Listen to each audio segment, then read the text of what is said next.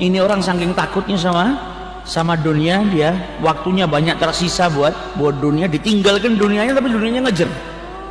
Semakin ditinggal semakin ngejar, semakin ditinggal semakin ngejar, sampai akhirnya putus asa pergi ke salah satu ulama. Dia bilang, ya Syekh, ini duit sudah saya buang-buang, tambah banyak, tambah banyak, tambah banyak. Karena janjinya Allah, orang yang sedekah akan ditambah. Kata salah seorang syekhnya, sudahlah jangan dibuang, masih ada cara lain. Apa yang kau inginkan? Saya ingin kembali seperti dulu, lebih dekat sama Allah.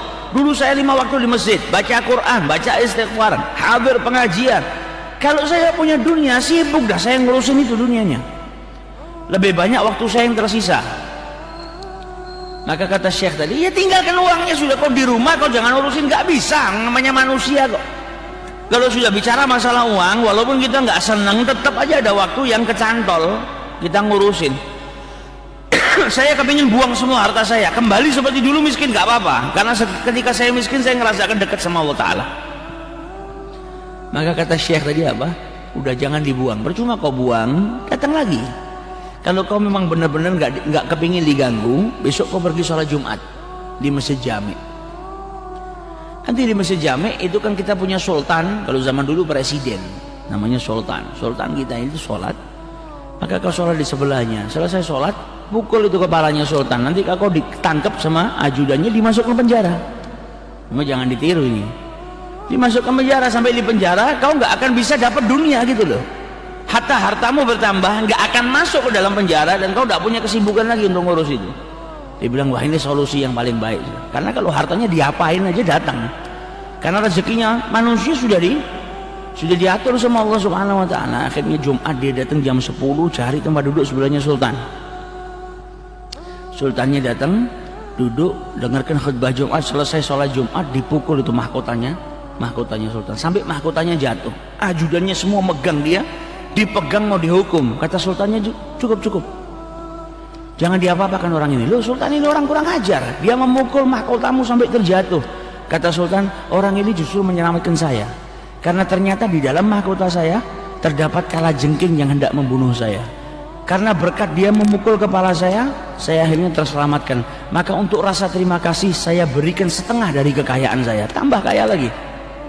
Nah ini orang kalau sudah dicatat sama Allah rezekinya gitu, ya dia mau lari kemana aja gak akan hilang. Tapi kalau sudah dicatat sama Allah Subhanahu Wa Taala rezekinya sedikit, dia mau ngapain juga nggak bisa dapat banyak.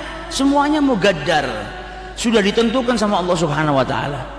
Yang ini sekian, yang ini sekian, yang ini sekian, semuanya sudah ditentukan sama Allah Subhanahu Wa Taala. Tinggal kita mencari asbab rezeki. Ada orang yang umumnya manusia ikhtiar supaya apa? Menjemput rezekinya.